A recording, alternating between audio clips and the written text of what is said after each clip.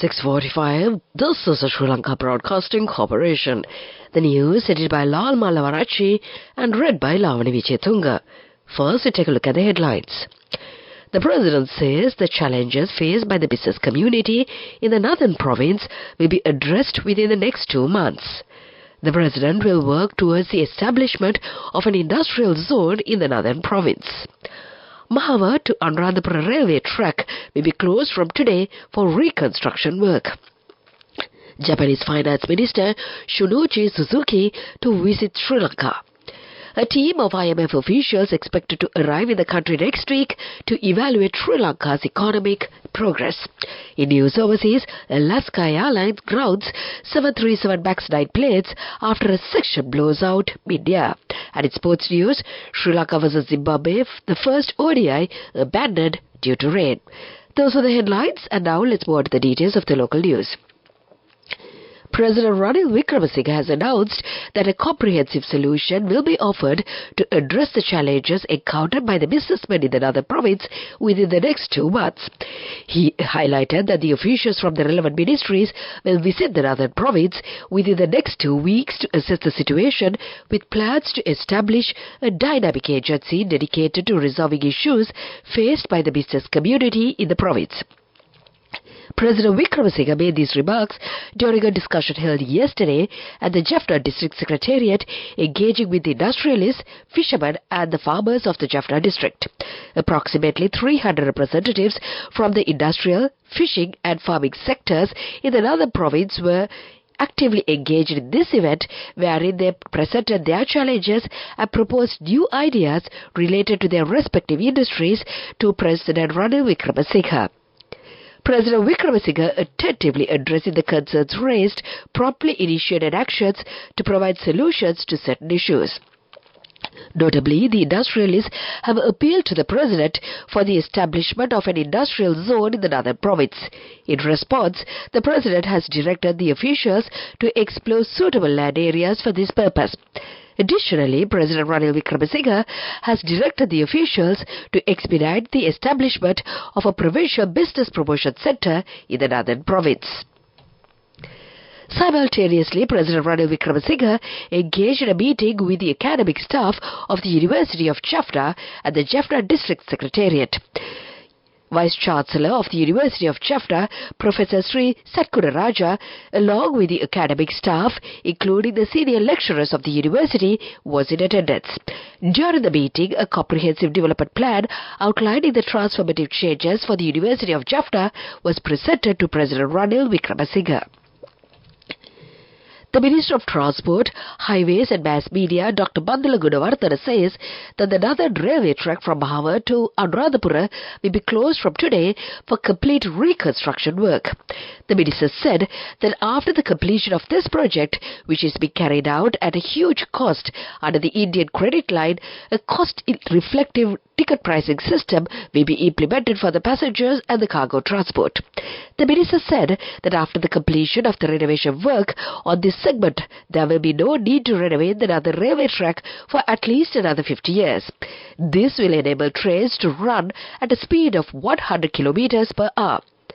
The Minister, who was at an official visit to Jaffna, also took part in an inspection tour of the Jaffna railway station yesterday. Minister Dr. Bandula Gunawardena and the Indian High Commissioner Santosh Jha will participate in a ceremony in this regard today at the Gangamore railway station. This is news from the Sri Lanka Broadcasting Corporation. And we continue with more local news. Japanese Finance Minister Shunichi Suzuki will visit Sri Lanka and Cambodia on a 4-day tour from Tuesday to strengthen Japan's relations with 2 Asian countries. He will come to Sri Lanka on Thursday. In Sri Lanka, Mr. Suzuki is expected to meet with President Ranil Wickremesinghe to discuss debt restructuring for the country. In November, Sri Lanka and a group of creditors led by Japan and others reached a basic agreement on deferring debt repayment and cutting interest rates. The International Monetary Fund would evaluate Sri Lanka's economic progress next week, with a team of officials expected to arrive in the country, the Finance Ministry said. State Minister Shahan Semasinghe says that a team from from the IMF would be in Colombo and would engage in technical meetings. The team will also meet with President Ranil Wickremesinghe. Minister Semasinga shared that the team would evaluate the progress made thus far in the IMF-backed reform program. The second review under the 48-month extended fund facility arrangement is scheduled to be held in March-April this year and will look at the performance from July to December 2023 period.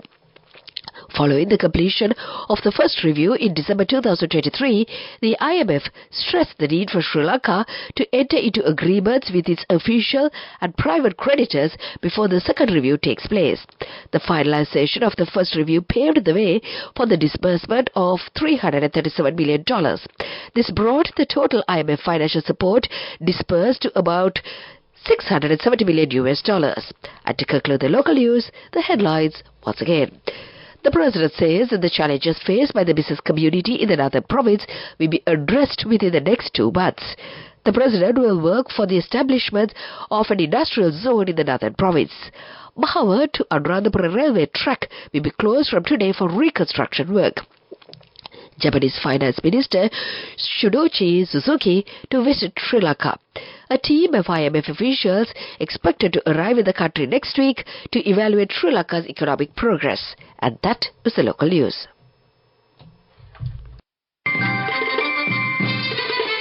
The main news story is brought to you by Sinhala. The main news story for this morning: an automated facial recognition system has been installed at the Bandaranaike International Airport to identify the criminals who are fleeing the country or arriving to the country. It was inaugurated by Public Security Minister Tiran Alas yesterday. Acting IGP Deshabandhu Tenakon said that some 42 criminals had fled the country after committing crimes during the past, and a mechanism is required to prevent that. And that was the main news story. The main news story was brought to you by Sinhala.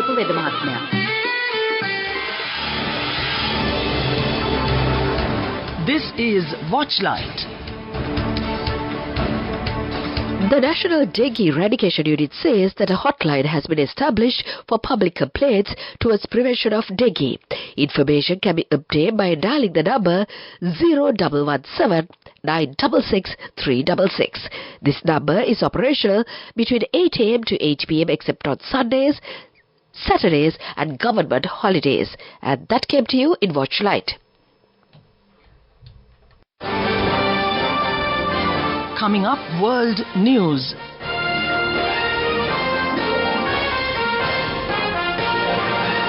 Headlines of the world news: Alaska Airlines grounds 373 MAX 9 planes after a section blows out mid-air. Polling stations torched in Bangladesh day before the election. India's Sun mission reaches the final destination. Those are the headlines, and now let's move on to the details of the world news. A passenger plane lost a section of its fuselage in mid-air, forcing it to make an emergency landing in the U.S. state of Oregon. The Alaska Airlines Boeing 737 MAX 9 turned back minutes into its flight to California after an outer section, including a window, fell off yesterday. There were 177 passengers and crew on board, and it landed safely in Portland. The airline said it would temporarily ground all its 65 of its 737 MAX 9 aircraft to conduct inspections. At least 14 polling stations in Bangladesh have been set on fire, including the one on the outskirts of the capital, Dhaka. The wave of attacks comes a day before the country goes into the polls. On Friday, a busy commuter train was allegedly set on fire, killing 4 passengers. Most opposition parties are boycotting the election, in which Prime Minister Sheikh Hasina is set to win a 4th consecutive term. India's first solar observation mission has reached its final destination. Yesterday, Aditya L1 reached the spot in space from where it will be able to continuously watch the sun. The spacecraft has been traveling towards the sun for 4 months since liftoff on 2nd September. The space agency ISRO launched it just days after India made history by becoming the first to land near the moon's south pole. And that was the world news. Development News. The Nuwara Eliya district centre of the Sri Lanka Foreign Employment Bureau will be vested with the public today. Minister Manusha Nanayakara will grace the occasion as the chief guest. The centre was established on a request made by a group of children of migrant worker families in the district. And that was the development news. Moving on with sports news. Sri Lanka vs Zimbabwe, the first ODI played at the R. Premadasa International Stadium in Colombo, was abandoned due to rain. Sri Lanka's team scored 273 runs for the loss of 9 wickets in their 50 overs. In reply, the Zimbabwe team scored 12 runs for the loss of 2 wickets at the end of the 4th over. The second ODI between the two teams will be played tomorrow at the same venue. That was the sports news. Business news coming up. Go ekak thiyana youth eකට life එකේ change එකට නියමෙට set වෙන්න as වහගෙන දැකපු වීන හැබැ කරන්න youth එකට නියමෙට set වෙන්න friendship එක මෙන්න. The all new NSB Ithru Mithru account, NSB IM, a plan for your dream. Business news sponsored by National Savings Bank, the safest place for your money. According to the latest release survey by the Department of Census and Statistics, the most commonly reported reason for increases in the average monthly expenditure in households, accounting to about 99.1% of replies, was an increase in food expenses.